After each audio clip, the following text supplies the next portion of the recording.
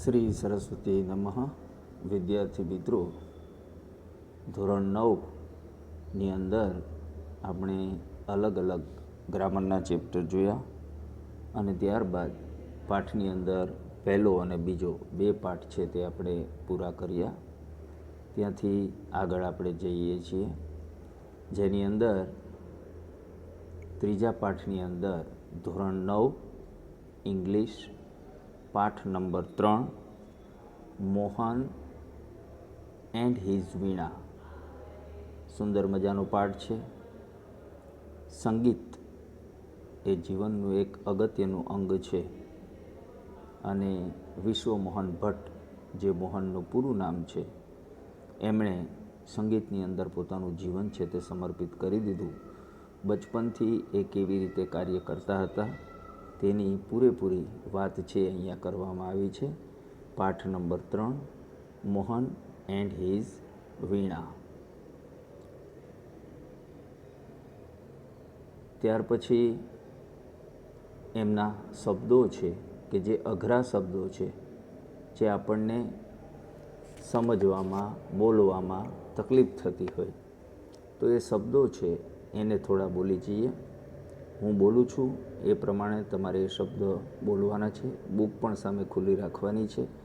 જો આ રીતે કરશું તો જ એના નવા શબ્દો છે એ આપણા ટચમાં આવશે અને આપણે સારી રીતે પાઠ છે તે સમજી શકશું.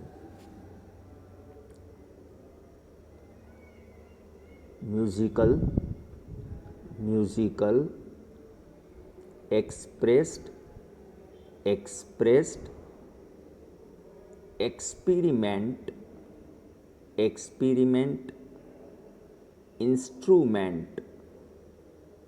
instrument perform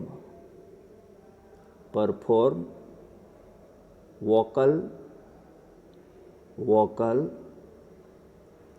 incorporate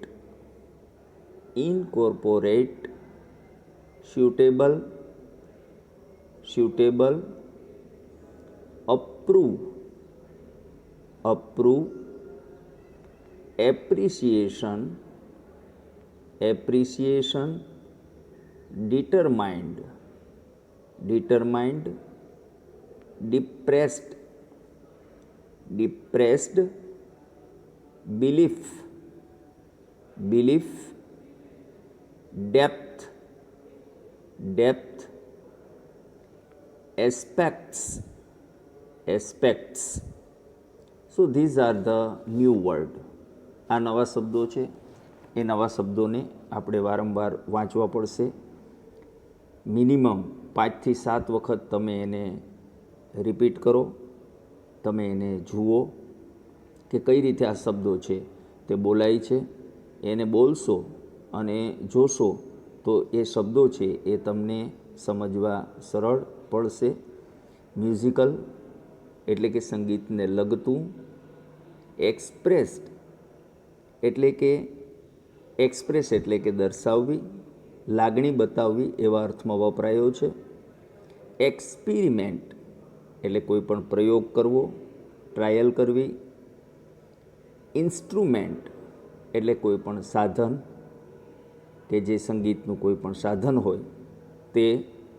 પરફોર્મ એટલે કોઈ પણ લોકો હોય તેની સામે પોતાની આવડત છે તે રજૂ કરવી, એટલે સંગીત પોતાનું રજૂ કરવું લોકો સામે.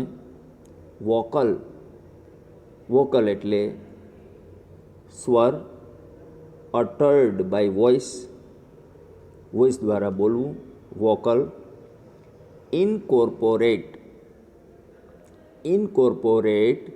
એટલે make something part of a wall, મતલબ ઇન્ક્લુડ, સમાવેશ કરવો, કોઈને સહકાર આપવો, ઇન્કોર્પોરેટ કરવું. સ્યુટેબલ એટલે કે યોગ્ય. અપ્રૂવ એટલે કે સ્વીકારવું, કોઈ પણ વ્યક્તિ છે એનો સ્વીકારવું, અપ્રૂવ.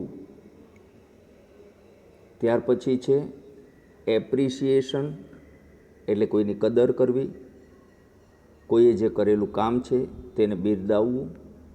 ડિટરમાઇન્ડ એટલે કે નિશ્ચય કરવો, દૃઢ સંકલ્પ કરવો.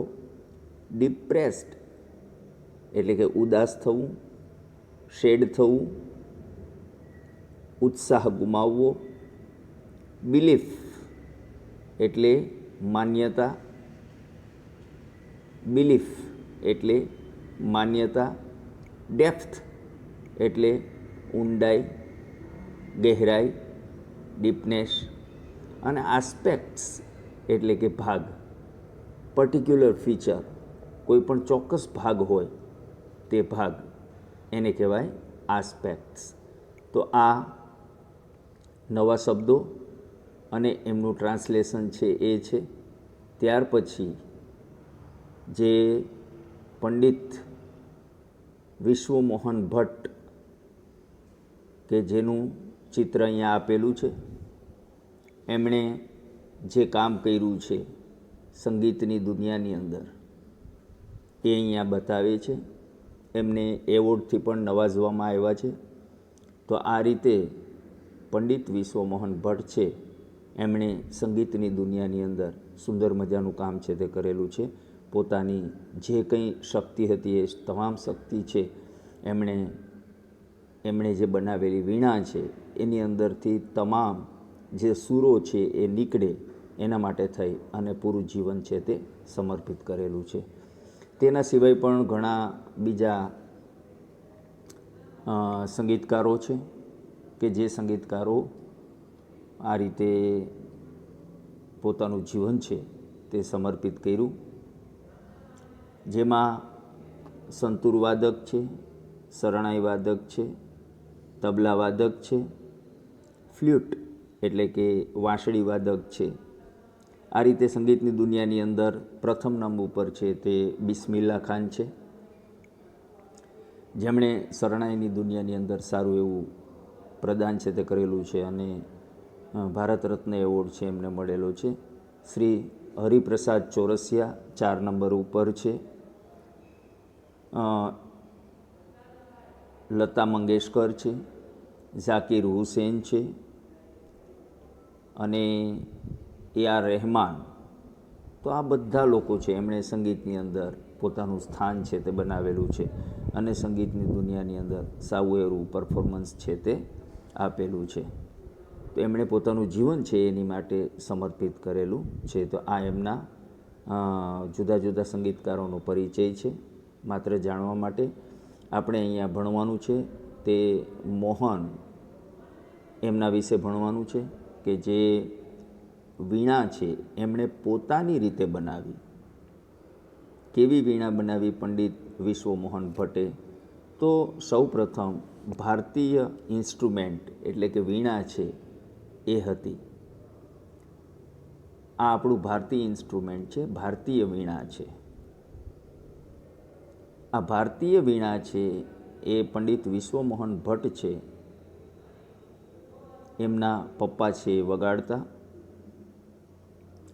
અને પંડિત વિશ્વમોહન ભટ્ટ છે એ પણ આ વીણા છે તે વગાડતા.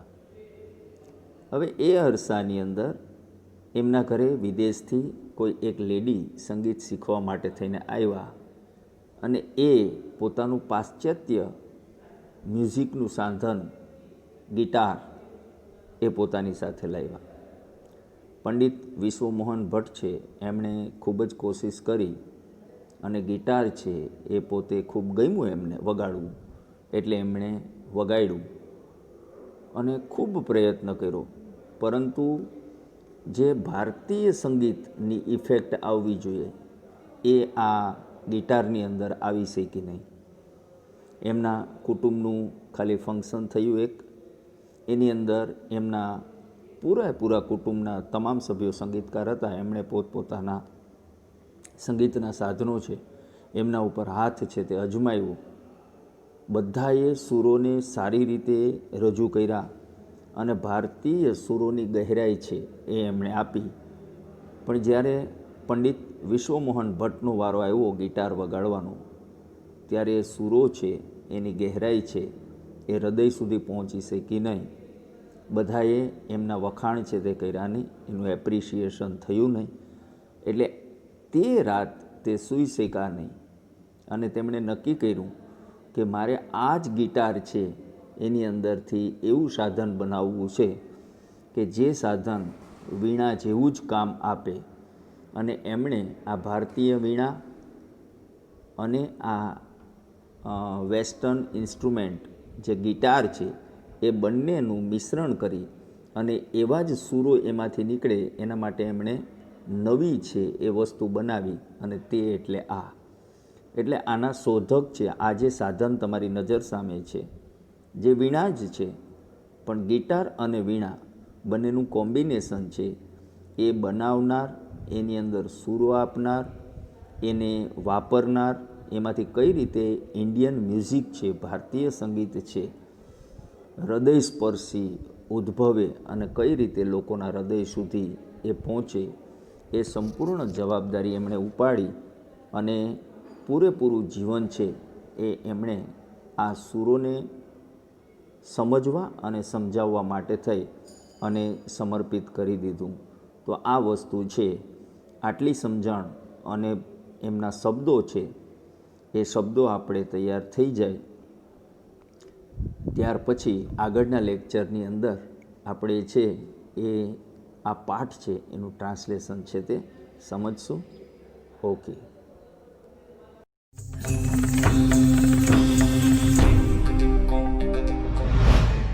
प्रथम प्रस्तुति है केसरिया वरम और पधारो मणि को.